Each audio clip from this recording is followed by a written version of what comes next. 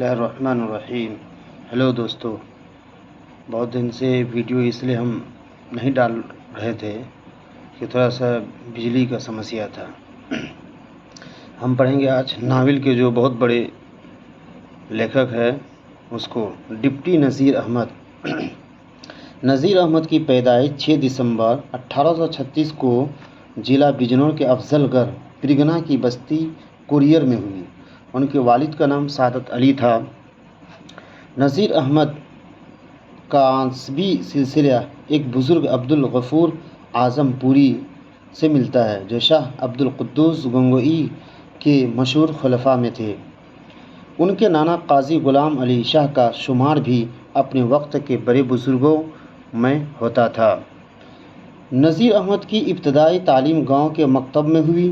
اپنے والد سعادت علی سے عربی و فارسی کی تعلیم حاصل کی اور مولوی نصر اللہ سے بھی عربی کی معیاری کتابوں کی تعلیم حاصل کی۔ پھر نذیر احمد اعلیٰ تعلیم حاصل کرنے کے لیے دہلی گئے۔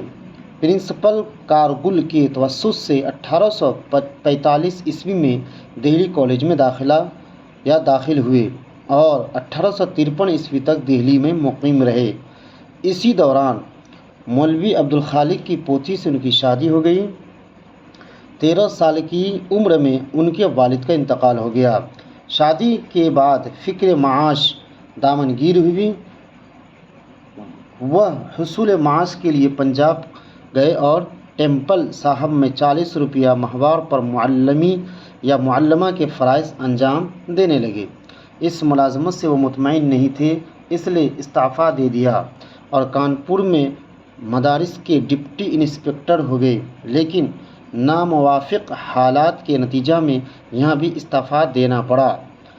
اسی دوران عذر 1857 عیسوی کا واقعہ پیش آیا۔ کسی طرح دہلی آ گئے اور تصنیف و تعلیم میں مشغول ہو گئے۔ ڈپٹی نذیر احمد کو اردو کا اولین ناول نگار تسلیم کیا جاتا ہے، تو پہلا ناول نگار ڈپٹی نذیر احمد کو ہی مانا جاتا ہے۔ میرات العروس کی اشاعت 1869 عیسوی میں ہوئی۔ اس ناول کے 2 کردار اکبری اور اصغری اب بھی زندہ کردار ہے۔ اس کے بعد 1872 عیسوی میں ان کا ناول نبات العنش شائع ہوا۔ اس ناول میں تعلیم پر خاصا زور دیا گیا۔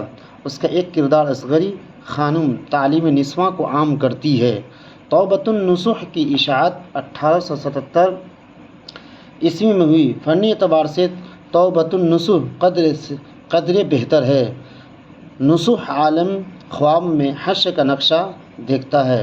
یہ خواب اس کی زندگی میں اصلاح اور انقلاب کا باعث ہوتا ہے۔ فسانہ مبتلا 1885 عیسوی میں شائع ہوا۔ ابن الوقت نذیر احمد کے ناولوں میں سب سے اہم ہے۔ نذیر احمد کا آخری ناول رویائے صادقہ جو 1884 عیسوی میں شائع ہوا۔ نذیر احمد کے ناولوں کی دور رس سب سے اثرات مرتب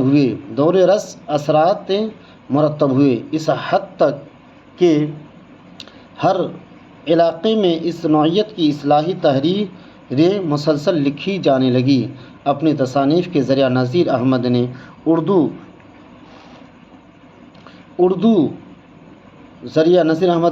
ناول کے لیے ایک میدان تیار کر دیا۔ 74 سال کی عمر میں نذیر احمد پر فالج کا اثر ہوا اور 28 دسمبر 1910 عیسوی میں ان کا وصال ہو گیا۔ تو یہ تھا ڈپٹی نذیر احمد کا بایو ڈاٹا، اور یہ سب سے پہلے ناول نگار میں تسلیم کیا جاتا ہے، مانا جاتا ہے۔ اگر ہماری ویڈیو آپ کو اچھی لگی ہے تو ضرور کمنٹ کر کے بتائیں، اور اگر آپ نئے ہیں تو ہمارے چینل کو ضرور سبسکرائب کریں۔ بہت بہت شکریہ۔